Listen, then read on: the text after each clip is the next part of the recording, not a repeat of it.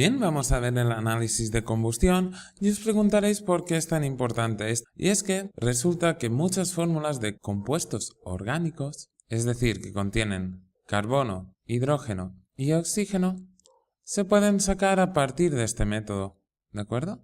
Todos con una proporción determinada.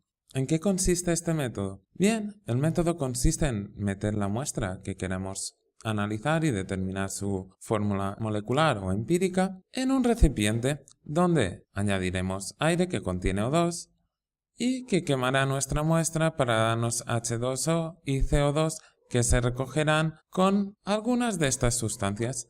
Es decir, si tengo un hidrocarburo CH o bien otro que sea CHO más oxígeno, al quemarse, esto es la combustión, se genera agua y CO2, que si la recogemos con diferentes sustancias, podremos pesarla y saber cuánta de H2O y de CO2 se nos forma. Si sabemos estas, todo el hidrógeno provendrá de este y todo el carbono de este.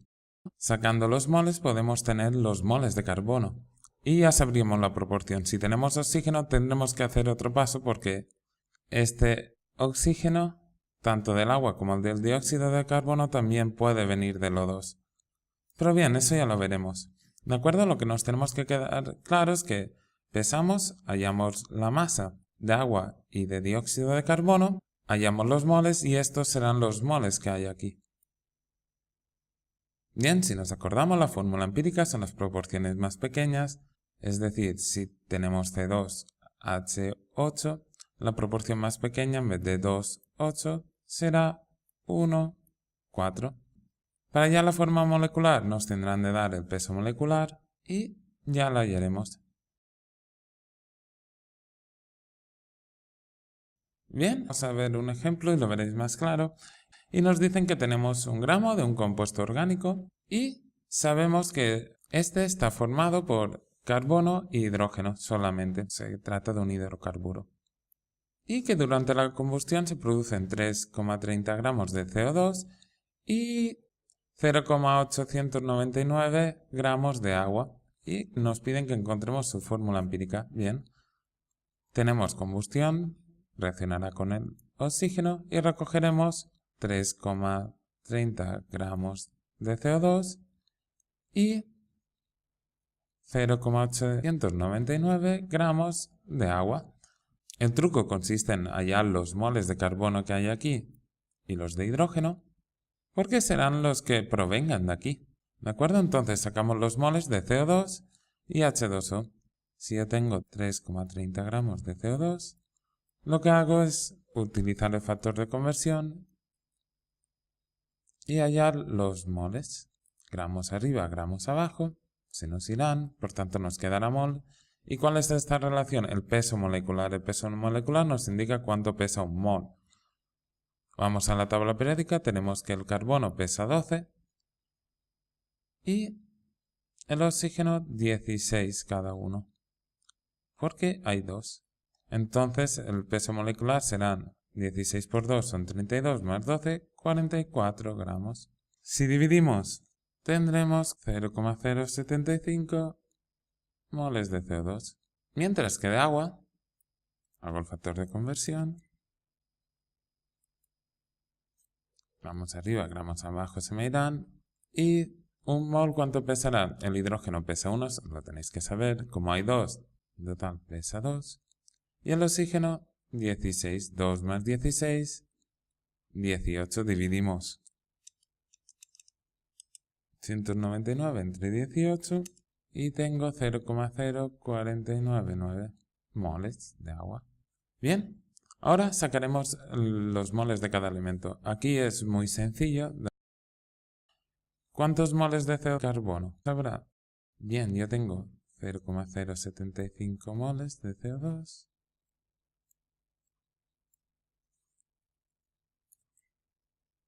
Voy a hacer factor de conversión, lo más sencillo. Y yo quiero saber los moles de C. Es decir, el mol es una medida de la cantidad de partículas, es decir, ¿cuántos átomos de carbono hay en una molécula de CO2? 1. Por tanto, relación 1,1. Tendré 0,075 moles de carbono.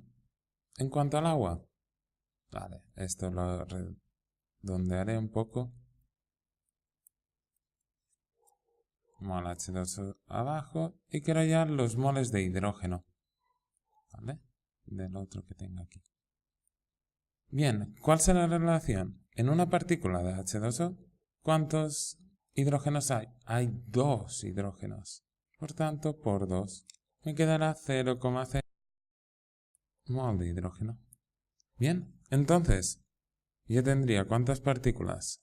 0,075 de carbono y de hidrógeno 0,1. Pero estos números no me gustan. ¿Qué es lo que puedo hacer? Dividir entre el más pequeño. Ahora veréis por qué. ¿Cuál es el más pequeño de los dos? El que más ceros tenga. Hago las divisiones. 0,75 entre 0,75 es 1.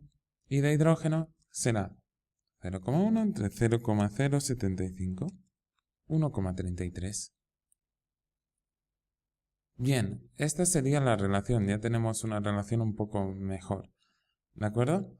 Pero todavía no son exactas. No vamos a decir C1H1,33. No existe una partícula dividida entre 3. Por tanto, lo tenemos que multiplicar para que lo sean. ¿Por qué número podría multiplicar este? Por 3. Si multiplico 1 por 3, también multiplicaré el otro por 3. Entonces me quedará C 1 por 3, 3.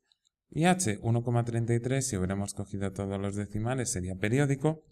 Este es periódico por 3. Vemos que es 4. Entonces ya lo tendríamos. C3H4. Esta sería mi fórmula empírica. Vemos los pasos. Sacamos los moles de CO2 y H2O mediante el peso molecular. Después hallamos la relación de cada elemento. En cada partícula, si hay 1 de carbono, será 1,1. Si hay 2 de hidrógeno, será por cada mol de agua habrá 2 moles de hidrógeno. Dividimos entre el más pequeño y multiplicamos para lo que sea. Si nos hubiera salido 1,5, por ejemplo, multiplicaríamos ambos por 2 para hacerlo entero. 1,25 por 4. 1,33 ya sabemos por 3. 1,2 por 5. Si hacéis las multiplicaciones veremos que nos da exacto. No es difícil. Ahora, después de esto, muchas veces nos darán el peso molecular para que hallemos la forma molecular, es decir, esta es la proporción más baja, 3, 4, pero puede que la molécula sea 12, 4 por 3, 12 y 4 por 4, 16, por ejemplo. O C24, H32, una larga cadena de carbonos con hidrógenos. ¿Cómo lo podemos hallar? Con el peso molecular.